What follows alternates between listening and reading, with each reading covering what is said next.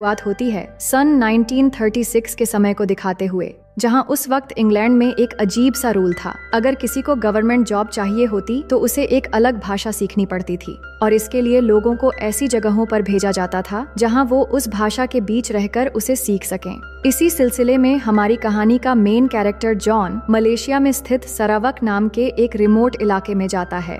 ये थोड़ा सा जंगली इलाका है, लेकिन वहीं से उसकी जिंदगी बदलने वाली थी। जॉन को रिसीव करने के लिए वहाँ बेलनसाई नाम का एक लोकल आदमी आता है, जो वहाँ की लोकल लैंग्वेज के साथ थोड़ी बहुत इंग्लिश भी जानता था। वो जॉन को लेकर यहाँ के डिस्ट्रिक्ट ऑफिसर हेनरी के पास जाता है, जो ब्रिटिश सरकार की तरफ से यहाँ का सब कुछ संभालता है। हेनरी जॉन से पूछता है, तुम्हारे पास तो बहुत सारे ऑप्शन थे, फिर तुमने यही जगह क्यों चुनी? जॉन जवाब देता है, क्योंकि मेरे पापा भी पहले यहाँ काम कर चुके हैं और मैं उन्हीं की तरह बनना चाहता हूँ, पर अब वो इस दुनिया में नहीं रहे और मेरी मॉम की भी 2 साल पहले डेथ हो गई है। फिर हेनरी जॉन को अपने घर ले जाता है और कहता है, कल तुम गांव वालों के बीच जाओगे, क्योंकि यहाँ के लोगों से तुम्हें उनकी लैंग्वेज सीखनी है और उनकी कुछ पारंपरिक नियम हैं जो तुम्हें मानना होगा। इसके बाद अगले दिन बेलनसाई उसे नाव से गांव वालों के बीच लेकर जाता है। वहाँ एक छोटा सा वेलकम सेरेमोनी होता है, जहां जॉन उनके सरदार से मिलता है, जो बेलनसाई के पिता हैं। फिर मेहमान नवाजी के तौर पर उसे लोकल ड्रिंक ऑफर किया जाता है। पहले वो मना करता है,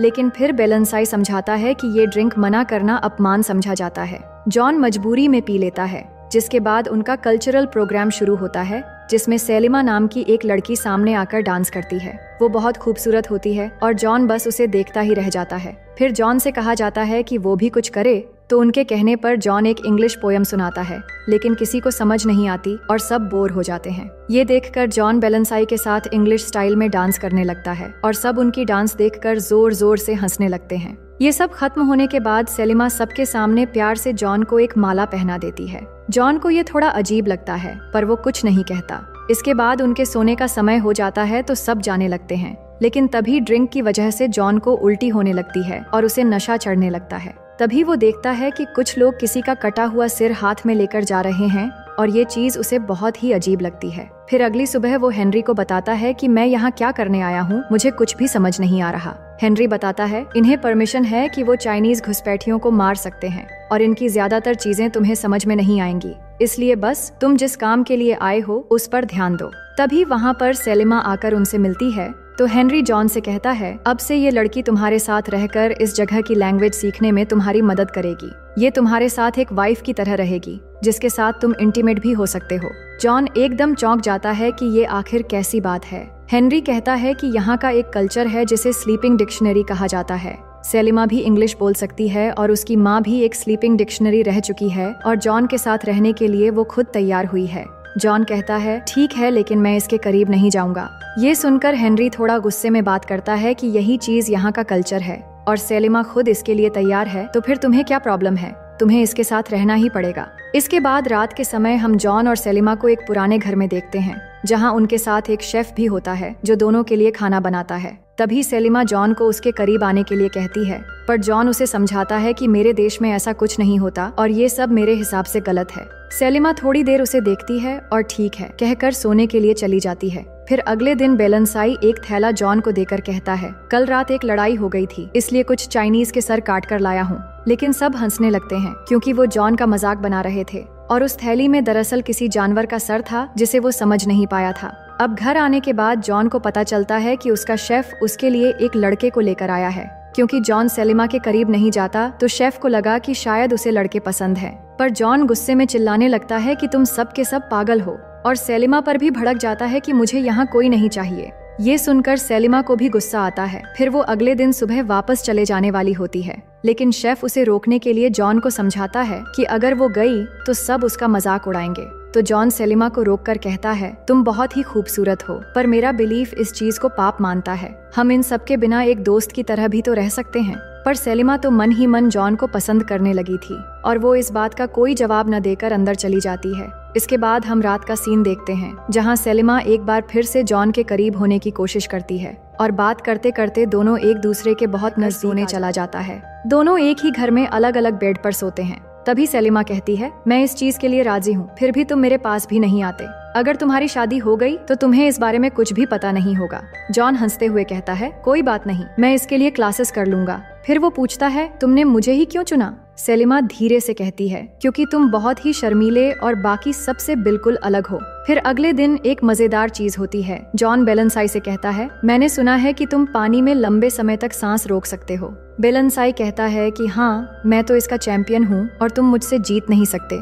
जॉन कहता है, तो चलो फिर कंपटीशन करते हैं। इसके बाद दोनों पानी में उतरते हैं और गांव वाले भी जमा होकर देखने लगते हैं कि पहले कौन बाहर आता है। लेकिन थोड़ी देर बाद बेलेंसाई बाहर आ जाता है और उसकी सांस फूलने लगती है, पर जॉन अभी भी अंदर होता है और काफी देर के बाद बाहर निकलता है। सब हैरान हो जाते हैं क्योंकि वो जीत चुका था। बेलेंसाई पूछता है, तुमने ये कैसे किया? तो जॉन उसे ऑक्सीजन सिलेंडर दिखाता है कि इससे पानी के अंदर भी सांस ले सकते हैं। गांव वाले ऐसी चीजों के बारे में नहीं जानते थे, तो सब उससे इम्प्रेस हो जाते हैं और सेलिमा के मन में भी जॉन के लिए और भी ज्यादा रिस्पेक्ट आ जाती है। फिर उसी रात हम देखते हैं कि सेलिमा जॉन को वहाँ के लोकल लैंग्वेज में बॉडी पार्ट्स के नाम सिखाने लगती है और इसी बहाने टच करते हुए दोनों के मन में एक अजीब सी फीलिंग जागने लगती है। जॉन ने इतने दिनों से जिस जज्बात को अपने मन में दबा के रखा था, आज वो बाहर आने लगती है। फिर धीरे धीरे रोमांटिक होकर दोनों एक दूसरे को किस करने लगते हैं। जॉन तो यहाँ लैंग्वेज सीखने के लिए आया था, लेकिन सेलिमा उसे लैंग्वेज के साथ साथ और भी बहुत कुछ सिखा देती है।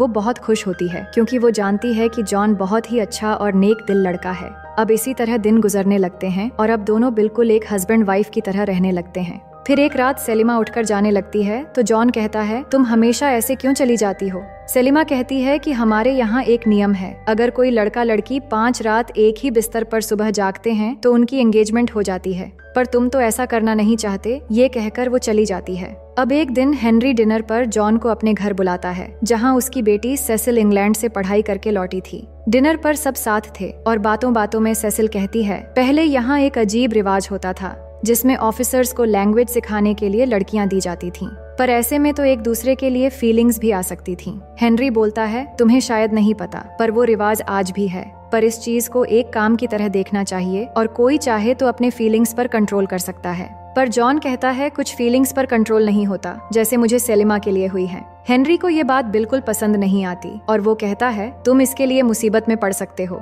इसके बाद जॉन वापस आ जाता है, जहाँ सेलिमा बहुत ही खूबसूरत ड्रेस पहनकर सामने आती है और दोनों किस करने लगते हैं। अब जॉन के दिल में सेलिमा के लिए सिर्फ अट्रैक्शन नहीं बल्कि प्यार भी था, लेकिन उसे अंदाजा नहीं था कि यही प्यार कितनी बड़ी मुश्किल लेकर आने वाला था। अगले दिन जॉन और सेसिल वहाँ के इलाके को सर्च करने निकलते हैं, क्योंकि सेसिल वहाँ नई थी और रिसर्च के सिलसिले में बहुत कुछ जानना चाहती थी। दोनों काफी सारी बातें करते हैं और गांव वालों के कई सारे कारनामे भी देखते हैं। फिर सेसिल वहाँ के लोगों के साथ सेलिमा की भी फोटोज क्लिक करती है, लेकिन सेलिमा को ये बिल्कुल भी पसंद नहीं आता और उसे मना करने के लिए वो जॉन को कहती है, पर जॉन सेसिल को कुछ बोल नहीं पाता। तभी नदी के किनारे कुछ लोग नाव लेकर अधमरी हालत में पहुंचते हैं और उनके सामने ही दम तोड़ देते हैं। उनकी मौत किसी पॉइजन की वजह से लग रही थी और वो दक्षिणी इलाके से आ रहे थे। जॉन कहता है, मैं जरूर पता लगाऊंगा कि ये सब कैसे हुआ, और वो अगले दिन बेलेंसाई और सेलिमा के साथ वहां जाने का प्लान बनाता है। उस बीच हेनरी की वाइफ एगी जॉन के पास आकर कहती है, मेरी बेटी काफी पढ़ी लिखी है और तुम भी एजुकेटेड हो, तो क्यों ना तुम दोनों शादी कर लो। जॉन कोई जवाब दिए बिना चुप रहता है, तो एगी कहती है, इस बारे में जल्दी सोच लेना, नहीं तो वक्त निकल जाएगा। इसके बाद अगले दिन प्लान के मुताबिक सब लोग नाव के जरिए एक बस्ती में पहुंचते हैं, जहां उन लोगों की मौत का पता लगाना था। उस बस्ती में कुछ ज्यादा लोग नहीं थे, पर एक एक करके वो मर रहे थे। उन्हें देखकर बहुत ही अजीब लग रहा था और जब इसके बारे में जांच करने लगते हैं तभी कोई उन पर फायरिंग कर देता है, पर वो बच जाते हैं। फिर बेलेंसाई और जॉन उस हमलावर का पीछा करते हुए एक जगह पहुंचकर देखते हैं कुछ बाहरी लोग इन बस्ती वालों को पकड़कर जबरदस्ती सिल्वर निकालने का काम करवा रहे हैं। लेकिन अभी कोई एक्शन लिए बिना दोनों जैसे ही वापस बस्ती में पहुंचते हैं तो देखते हैं सेलिमा भी बीमार पड़ चुकी है। जॉन को याद आता है कि सेलिमा ने लास्ट टाइम चावल खाया था। तभी कुछ लोग आकर उन्हें घेर लेते हैं, तो सेलिमा उन्हें जंगली भाषा में समझाती है कि हम आप लोगों की मदद के लिए आए हैं। जॉन बताता है कि आप लोग जो चावल खा रहे हैं उसी में स्लो पॉइजन है, जिस वजह से लोग धीरे धीरे मर रहे हैं। वो लोग बताते हैं कि ये चावल हमें बाहरी लोगों ने दिया था, जिसका मतलब है कि इन बस्ती वालों को वो लोग मार देना चाहते हैं ताकि यहाँ गैर कानूनी काम करने से उन्हें कोई रोक न सके। जॉन देर किए बिना उन लोगों को खत्म करने का ऑर्डर दे देता है। फिर बस्ती के लोग बेलेंसाई के साथ जाकर उन बाहरी लोगों को तीर मारकर सबको खत्म कर देते हैं। इधर जॉन सेलिमा को अपने दिल की सारी फीलिंग्स बताने लगता है, जो सुनकर सेलिमा बहुत खुश होती है। पर वो भी जानती थी कि इस रिश्ते को कभी मंजूरी नहीं मिलेगी। जॉन कहता है, तुम चिंता मत करो, मैं सब कुछ संभाल लूंगा। फिर अगली सुबह जॉन हेनरी से मिलने आता है और बताता है कि वो सेलिमा से प्यार करता है और उससे शादी करना चाहता है।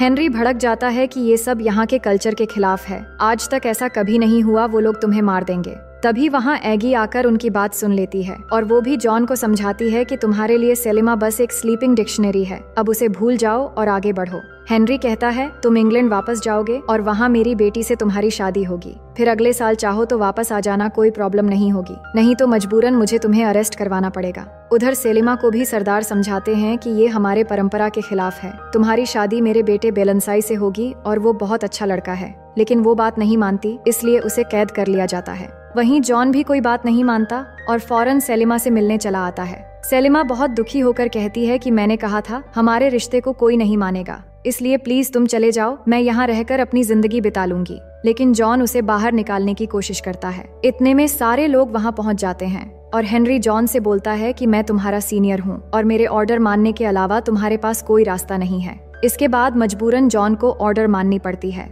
फिर यहाँ से कहानी शिफ्ट होकर 1 साल बाद का सीन दिखाया जाता है, जहाँ इंग्लैंड में जॉन और सेसिल की शादी हो जाती है। सेसिल को सेलिमा और जॉन के बारे में पता था, पर इस बात से उसे कोई फर्क नहीं पड़ता। लेकिन जॉन के दिल में अभी भी सेलिमा की यादें बाकी थीं। फिर भी वो सेसिल के साथ टाइम स्पेंड करता है और उसे इस बारे में कुछ भी एहसास होने नहीं देता। फिर कुछ महीने बाद जॉन फिर से सरावक लौटता है। सेसिल भी उसके साथ होती है और सब लोग उनका वेलकम करते हैं। रात को सब लोग फिल्म देखते हैं, लेकिन जॉन की निगाहें अभी भी सेलिमा को ढूंढ रही थीं। फिर रूम में आने के बाद सेसिल उसके करीब आने की कोशिश करती है, लेकिन फिर वो खुद ही रुक जाती है और सेलिमा के बारे में बात करने लगती है। वो कहती है, मुझे पता चला है कि अब सेलिमा की शादी हो चुकी है और उसका एक बेटा भी है। वो अपनी जिंदगी में बहुत खुश है और तुम्हें भी उसे भूलकर आगे बढ़ना चाहिए। फिर अगले दिन जॉन उसी पुराने घर में जाता है, लेकिन अब वहाँ नेविल नाम का एक और ऑफिसर अपनी स्लीपिंग डिक्शनरी के साथ रहता है, पर उसने अपनी स्लीपिंग डिक्शनरी को बहुत बुरी तरह मारा था, जो देखकर जॉन गुस्से में उसे वार्निंग देता है कि अगर दोबारा ऐसा किया तो मुझसे बुरा कोई नहीं होगा।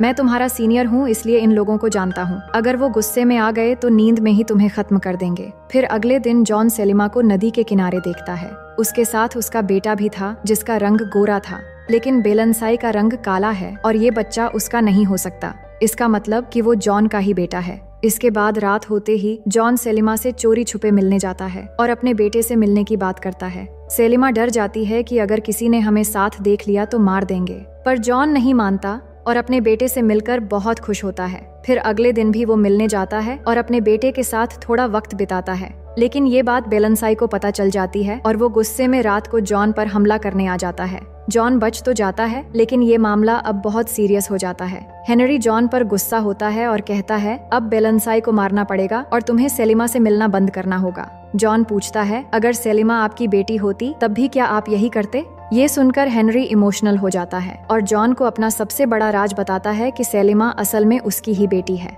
उसकी भी एक स्लीपिंग डिक्शनरी थी जिससे सेलिमा ने जन्म लिया था, लेकिन अपनी वाइफ की वजह से वो उसे कभी नहीं अपना सका और अतीत को भुलाकर पूरी जिंदगी अपनी ड्यूटी निभाता रहा। अब अगले दिन बेलनसाई को पकड़कर सबके सामने पेश किया जाता है और बेलनसाई भी मान लेता है कि वो जॉन को जान से मारने गया था। फिर ये डिसीजन लिया जाता है कि बेलनसाई को फांसी दी जाएगी, लेकिन जॉन ऐसा नहीं चाहता था, पर बेलनसाई ने खुद अपना जुर्म कबूल कर लिया है, इसलिए मजबूरन वो अनाउंस कर देता है कि कल सुबह बेलनसाई को फांसी दी जाएगी। अब सुबह होने तक बेलनसाई को कैद में रखा जाता है और फांसी की जगह तैयार की जा रही होती है, लेकिन जॉन रात में चुपचाप बेलनसाई को छुड़ाकर उसे यहाँ से भाग जाने को कहता है। इतने में सेलिमा भी वहाँ पहुँचती है और बेलनसाई के जाने के बाद जॉन उससे कहता है, मैं आज भी तुम्हें उतना ही चाहता हूँ, मैं हमेशा तुम्हारे और अपने बेटे के साथ रहना चाहता हूँ, इसलिए कल हम दोनों यहाँ से कहीं दूर भाग जाएंगे। सेलिमा भी मान जाती है और कहती है, मैं तुम्हारा इंतजार करूंगी। लेकिन अगले दिन सेसिल बताती है कि वो प्रेग्नेंट है, जो सुनकर जॉन कंफ्यूज हो जाता है कि अब उसे क्या करना चाहिए।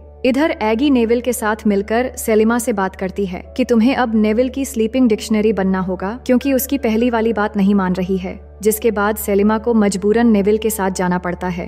अब रात हो जाती है और नेविल सेलिमा के साथ धीरे धीरे जबरदस्ती शुरू कर देता है, लेकिन सेलिमा शेफ के साथ मिलकर मौका देखते ही नेविल को मारकर बेहोश कर देती है और शेफ की मदद से वहां से भाग जाती है। इधर जॉन अभी भी कंफ्यूजन में था कि वो क्या करे। फिर वो सेलिमा के लिए एक लेटर लिखता है कि मैं अब तुम्हारे पास नहीं आ सकता, तभी सेसिल आकर वो लेटर पढ़ लेती है और सब कुछ समझ जाती है, लेकिन वो गुस्सा नहीं करती और कहती है कि मैं जानती हूँ तुम अभी भी सेलिमा से प्यार करते हो। तुम मजबूरी में जिंदगी जियो ये मैं नहीं देख सकती, इसलिए मैं तुम्हें नहीं रोकूंगी। तुम उसके पास चले जाओ और मेरी चिंता मत करो, मैं यहाँ किसी को नहीं बताऊंगी। उसकी बातें सुनकर जॉन को बहुत बुरा लगता है कि उसे इस हालत में वो कैसे छोड़कर जा सकता है। सेसिल कहती है, मैं तुम्हें ऐसे घुट घुट के मरते हुए नहीं देख सकती, इसलिए जाओ उसके पास। जिसके बाद जॉन सेसिल को गुड बाय कहकर निकल पड़ता है। वहीं सेलिमा को देखते हैं जो भागते हुए जाकर बोट तक पहुंच जाती है, पर वहां जॉन उसे नहीं मिलता, जिससे वो बहुत दुखी हो जाती है। अब सुबह होने वाली होती है और जॉन भागता हुआ पहुंचकर देखता है कि बोट निकल चुकी है। तभी जॉन का शेफ उसे बताता है कि सेलिमा बोट से नहीं गई, वो तुम्हारा इंतजार करते करते उसी बस्ती की तरफ चली गई है और वो तुम्हें वहीं मिलेगी। इधर सेलिमा अपने बेटे को लेकर नदी के रास्ते जाने वाली होती है। तभी वहाँ हेनरी पहुँचता है और उसे पता था कि सेलिमा कहाँ और किस लिए भाग रही है, लेकिन उसे कुछ कहने की बजाय उसकी सेफ्टी के लिए अपनी गन दे देता है। सेलिमा को हेनरी की डायरी मिल गई थी और उसे भी पता चल गया था कि हेनरी उसके पिता हैं। फिर वो अपनी बेटी को गले लगा लेता है और गुड बाय कहकर खुद ही उसे दूसरी बस्ती की ओर रवाना कर देता है। अब नेविल को देखते हैं जो उस वक्त सिर्फ बेहोश हुआ था और एगी को पता चल जाता है कि हेनरी ने ही सेलिमा और जॉन को भागने दिया है, पर वो हेनरी को ज्यादा कुछ कह नहीं पाती और बाहर आकर नेविल को ऑर्डर देती है कि तुम जाकर जॉन और सेलिमा को जान से मार दो।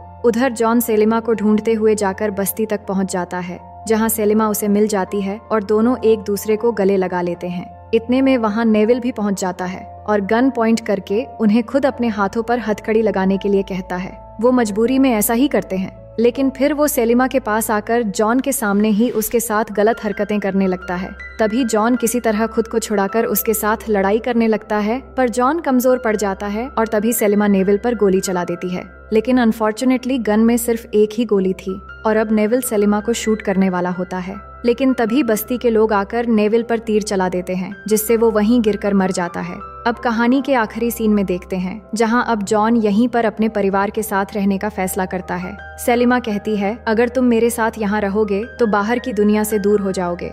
जॉन मुस्कुराते हुए जवाब देता है कि मुझे कहीं नहीं जाना, मैं अपने परिवार के साथ हूँ और अब यही मेरी दुनिया है। मैं हमेशा तुम्हारे साथ और इसी बस्ती के लोगों के साथ खुश रहूंगा। जिसके बाद दोनों खुश होकर